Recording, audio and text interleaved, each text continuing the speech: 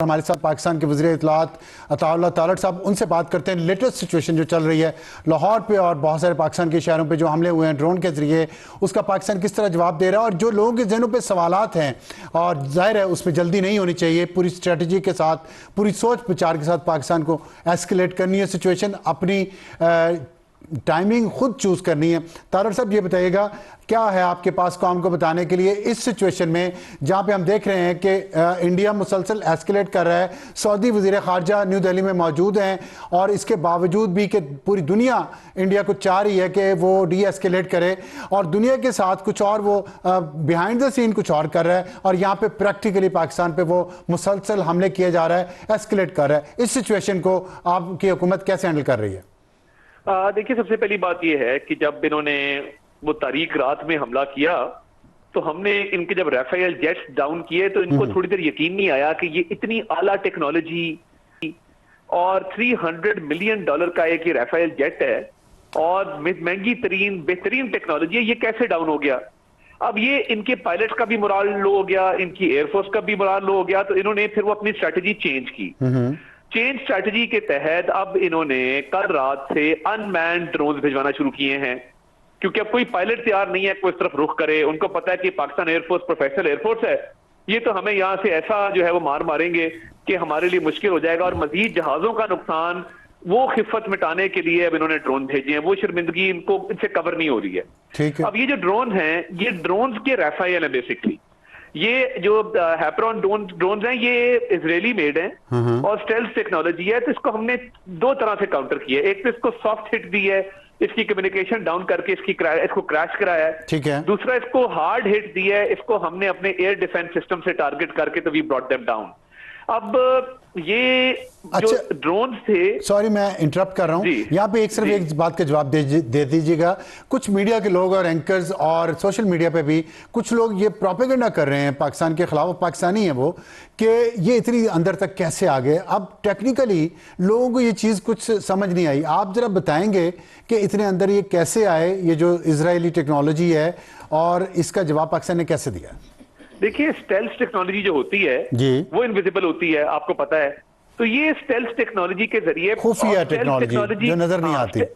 जी exactly, stealth technology होते हुए हमने इनको देखे, अल्हम्दुलिल्लाह कोई बड़ा नुकसान नहीं हुआ, कोई शहरी आबादियां जो हैं उसमें कोई अल्लाह माफ करे कोई कैटास्ट्रोफी नहीं हुई। तो ये महारत थी जिससे इनको गिराया गया। पहले जहाज गिराए हैं, अब इनके 25 ड्रोन गिराए हैं। ठीक है। देखिए, पाकिस्तान अब दुनिया मान रही है कि पाकिस्तान रिस्पॉन्ड करने का हक रखता है और पाकिस्तान रिस्पॉन्ड करेगा, मगर उजलत जल्दबाजी वो इस ऐसी सिचुएशन में बंदे को अपनी नर्व्स रखनी होती हैं, क्योंकि नेशनल सिक्योरिटी कमेटी ने ये मैंडेट दिया है आर्म फोर्सेस को to strike at a place and time of their choosing. इसका जवाब भरपूर आएगा और जरूर आएगा। अच्छा, ये मैं अश्योर करवाना चाहता हूं। ये आपने बहुत वाज़ेह तौर पे कहा, लेकिन मैं इसको चाहता हूं कि आप जरा रिट्रेट करें और एक क्वेश्चन भी है साथ कि हम देख रहे हैं कि हुकूमत की तरफ से इतना ज़्यादा, आप ज़ाहिर अकेले लगे हुए हैं, एक दो और मिनिस्टर भी लगे हुए हैं, लेकिन बहुत ज़्यादा इंगेजमेंट नहीं है पाकिस्तानी मीडिया के साथ, इंटरनेशनल मीडिया के साथ अच्छी है, तो क्या बढ़ानी नहीं चाहिए? क्योंकि कल मैं पाकिस्तान का मीडिया देख रहा था, बड़े बड़े सीनियर एंकर एनालिस्ट वो मुसलसल ये वो जोर दे रहे थे कि अभी जाओ अभी हमला कर दो। मतलब इसमें बहुत सारी चीजें इन्वॉल्व होती हैं, क्लैरिटी आनी चाहिए। जैसे आज आपने बात की है, लोगों को समझ आई है, उससे लोगों के अंदर एक एंग्जाइटी पैदा हो रही है कि शायद हम पीछे रह गए हैं, शायद हम कमजोर हो गए हैं या हमारा रिजॉल्व कमजोर हो गया। हालांकि ऐसी बात नहीं है। तो ये जंग के माहौल में हमें नर्व्स, हमारे जो एंकर्स और एनालिस्ट हैं उनके नर्व्स इतने वीक हैं कि वो पूरी कौम के किए जा रहे हैं, इसका काउंटर आप लोग क्यों नहीं कर रहे? देखिए, पहली बात ये कि मैं दोबारा रीइटरेट करूंगा कि जवाब जरूर आएगा और भरपूर आएगा, इसमें कोई किसी को शक व शुबा नहीं होना चाहिए।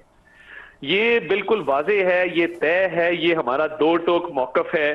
मगर देखिए ना, इंडिया ने पहलगाम और पुलवामा दोनों के 10-12 दिन के बाद जो है उसका रिस्पॉन्स दिया। हर किसी की अपनी ऑपरेशनल डिटेल्स होती हैं, स्ट्रैटेजी होती है। सही है। और दूसरी बात यह है कि ISPR भी इस पे रोज ब्रीफिंग कर रहा है, मैं भी तकरीबन रोज कर रहा हूं, एंगेजमेंट इस पे जारी है। मगर क्योंकि एक सेंसिटिव इशू है, सेंसिटिव टाइम है, इसके ऊपर मतलब बार बार एक ही चीज रिपीट करना। देखिए बिल्कुल हम क्योंकि रिलैक्स है ना, हम पैनिक मोड में है नहीं कि इस पे 4-4 दफा दिन में हम करें। आज वैसे भी डीपीएम की और साथ आईएसपीआर की प्रेस कॉन्फ्रेंस है जॉइंट, उसमें भी वो बहुत सारी डिटेल सामने लाएंगे। ठीक है, but rest assured we are in safe hands. और पाकिस्तान ने कन्वेंशनल वॉरफेयर में अपनी सुपीरियोरिटी स्टैब्लिश की है। हमने बताया कि हम जहाज भी गिरा सकते हैं। और जो एलओसी पे अफसार साहब हुआ है ना, एलओसी पे जो जारी है एक हमारी बैटल, उसमें इनके 40 से 50 फौजी हमने मारे हैं। और ब्रिगेड हेडक्वार्टर को उड़ा देना ये कोई मामूली बात नहीं। यूनिट का उड़ना सुना था, बट ब्रिगेड हेडक्वार्टर पूरा उड़ जाए ये बड़ी ही कम होता है। मैं यही बात अर्ज करने की कोशिश कर रहा हूं कि इतनी बड़ी कामयाबियां पाकिस्तान ने 2 दिन में ली हैं और राफेल पूरी दुनिया में शोर मचा हुआ है। स्टॉक मार्केट में उनके शेयर्स गिर गए हैं राफेल के। J10C के बढ़ गए हैं शेयर, चेंगडू कंपनी है उनकी। लेकिन हमारे यहाँ जो एंकर्स हैं कम से कम उनको बुला के कोई बैकग्राउंड ब्रीफिंग दें। और सेहतमंद भी माशाल्लाह बहुत है सारे, और वो चाहते हैं वो खुद मिसाइल पे बैठ के ले जाए मिसाइल को। इंडियन मीडिया का उन पे इतना असर हो गया है और रेटिंग के चक्रों में, व्यूज के चक्रों में वो मतलब एक तो आवाम को बेवकूफ बना रहे हैं, कंफ्यूज कर रहे हैं, और दूसरा आर्म्ड फोर्सेस पे गैर जरूरी दबाव डाल रहे हैं इस वक्त जब टेक्नोलॉजिकली हमने उन पे एज लिया। उन्होंने 2 किस्म की वॉर की है, पहले एयरफोर्स को लेके आए, फिर ड्रोन को लेके आए। दोनों जगह पाकिस्तान ने उन्हें बेहतरीन जवाब दिया है। लेकिन ये बात नहीं हो रही, और एनएलसी की आपने बात की है, ये बात नहीं हो रही। ये हो रही है हमने उनके 6 शहरों पे हमला क्यों नहीं कर दिया, 10 शहरों पे हमला क्यों नहीं कर दिया, क्योंकि हमने कहा है कि हम अपनी मर्जी के टाइम पे करेंगे। तो उनको कोई बैकग्राउंड ब्रीफिंग नहीं आप लोग दे सकते? देखिए बैकग्राउंड ब्रीफिंग तो सबको ब्रीफ भी जा रही है, बातचीत भी हो रही है।